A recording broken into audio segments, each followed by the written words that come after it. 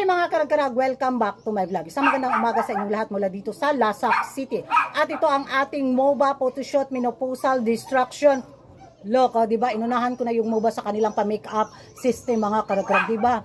Mura ko sinuntok ni Mayweather at ginaba ni Manny Pacquiao sa ating pa-eyeshadow from MOBA. Ay, gwapahan kuragan puryagaba, murag kinumot sa bake. At ito na mga karag-karag, mga latest na mga chismis, mga pa-intriga ngayon na pinag-uusapan ng mga active na mga chismosa sa social media. Nako, itong pa-hotpics nga ng Missosology na kung saan ligwak ganun ng ating pambato na si Michelle D.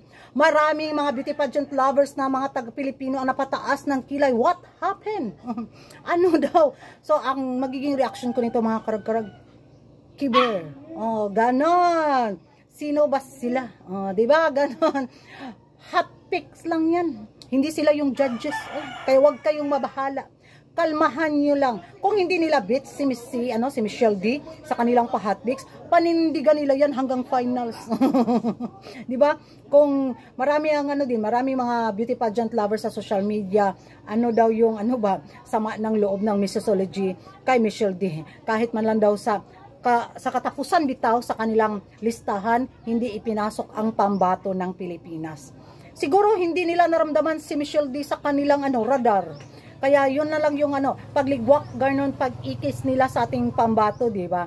Siguro mag-iba naman yung hotpics nila kasi every week siguro sila nagpapalit, di ba? So baka next hotpics nila pasok na si Michelle D sa top 5. Sa ngayon hindi siguro nila nakikitaan si Michelle D na umangat doon sa mga ibang kandidata. Bahala sila. Magsakit ba na itong kigol? Oh, di ba? Yun na yung magiging reaction ko. So what? Atay kakuragan So para naman sa akin, wala, hindi sila yung judges. Wala sila. Lang din sila, mga beauty pageant lovers lang din sila na namimili ng kanila mga beat na mga kandidata kagaya din natin. Di ba? Minsan hindi naman ganun perfect yung pa-hotpics nila, di ba? Minsan sumasablay naman sila. Gaya din natin, nagtigmo-tigmo agukoy din tayo kung sino yung magwagi at makapasok sa top 20, top 10, top 5 ng Miss Universe pageant. So, ganon din sila. Hayaan natin silang mag-hotpics dyan. Kung sino yung ilagay nila na mga kandidata sa kanila stand. Gawa din tayo ng sarili nating listahan, mga karag-karagoy. Problema ba yan?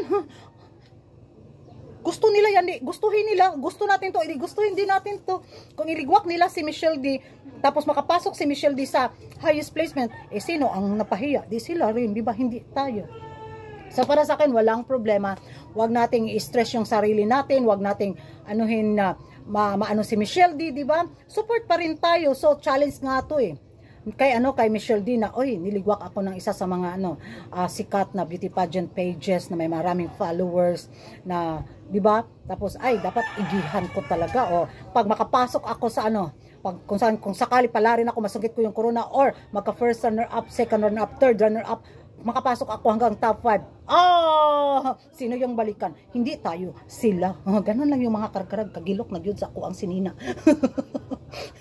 Nangliiti na yun ni mga feeder ito.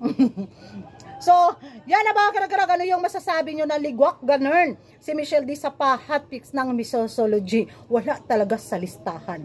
Mag-ingay tayo sa comment section at kung hindi ka pa nakapag-subscribe sa YouTube channel ko, don't forget to like and subscribe. Kuragan Karag, ang babaeng lagi nagkarag-karag. And see you in my next vlog. See you. Basta nagkahinday rap-rap, dyan ang dila ni Kuragan. Bye-bye.